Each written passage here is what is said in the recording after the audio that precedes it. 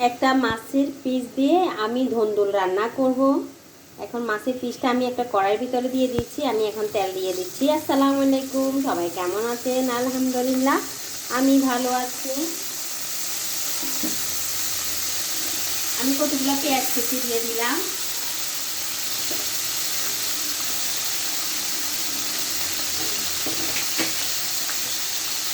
দিয়ে দিচ্ছি আদা রসুন পেস্ট করা।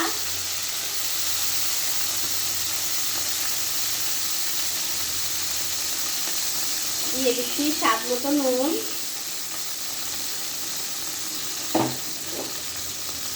দিয়ে দিচ্ছি মরিচের গুঁড়া। সব মশলাগুলো আমি একে একে দিয়ে দিচ্ছি। দিয়ে দিচ্ছি হলুদের গুঁড়া। এখন দিয়ে দিচ্ছি জিরা ধনিয়ার গুঁড়া। এভাবে যদি একসাথে আপনি সব মশলাগুলো দিয়ে কষাতে পারেন তাহলে খুব সহজে রান্নাটা হয়ে যাবে। এখন আমি একটু পানি দিয়ে দেব।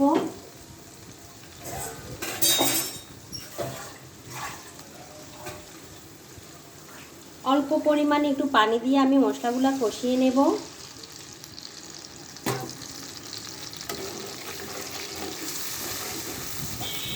মাছটা কিন্তু একদম হয়ে যাবে, আস্তে আস্তে হয়ে গেলে আমি এটা ভেঙে দেব মাছটাকে। আমি এটা 5 মিনিট একটু কষিয়ে নেব, ঝোলগুলো শুকিয়ে যেন তেলের উপরে চলে আসে। খুব সহজে কিন্তু দেখেন অল্প সময়ের মধ্যে তেলগুলো উপরে উঠে চলে আসছে। আমি মাছটাও একটু ভেঙে ভেঙে দিলাম। এর ভিতরে আমি সবজিগুলো দিয়ে দেব, যে ধুন্দুলটা কেটে ধুয়ে আমি পরিষ্কার করে রেখেছি। এখন দিয়ে দিলাম।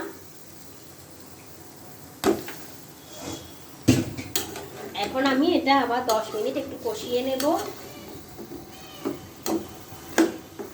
একটা ঢাকনা দিয়ে দেব। এখন আমি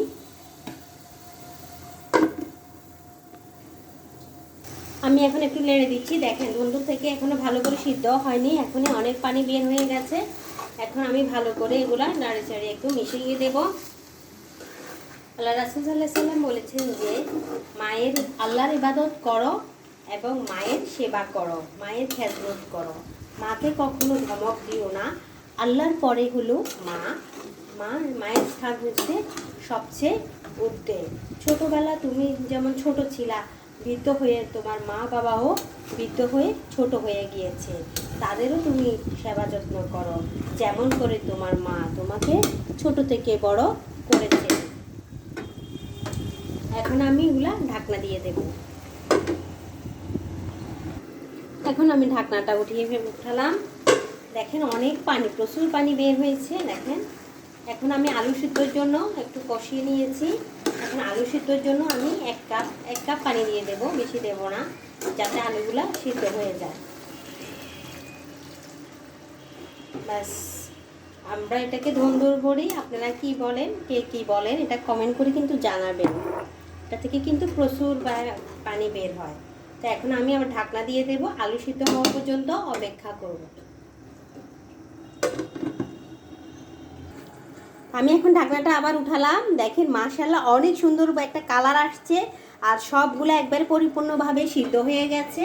এই যে দেখেন ঝোলটাও একদম কমে গেছে, যে সবগুলো সিদ্ধ হয়ে নরম হয়ে গেছে, একদম আলুটাও সিদ্ধ হয়ে গেছে। এখন আমি একটু নুনটা ছেঁকে দেখব। বিসমিল্লাহ। মাশাআল্লাহ মাশাআল্লাহ, সেই স্বাদ হয়েছে, সেই স্বাদ। এখন উপর দিয়ে একটু ভাজা জিরার গুঁড়া দিয়ে দেবো। খুব সহজে একসাথে মশলাগুলো দিলে খুব সহজে কষানো হয়ে যায়, আর খুব সহজে রান্নাটা তাড়াতাড়ি হয়ে যায়। তো ভিডিওটি যদি ভালো লাগে অবশ্যই লাইক কমেন্ট শেয়ার করে দেবেন। অবশ্যই ভালোবেসে পাশে থাকবেন। দেখা হবে অন্য কোনো ভিডিওতে। সে পর্যন্ত ভালো থাকবেন, সুস্থ থাকবেন। ইউটিউব থেকে যদি দেখেন অবশ্যই সাবস্ক্রাইব করে দেবেন। আসসালামু আলাইকুম। আমি এখন ঢাকনা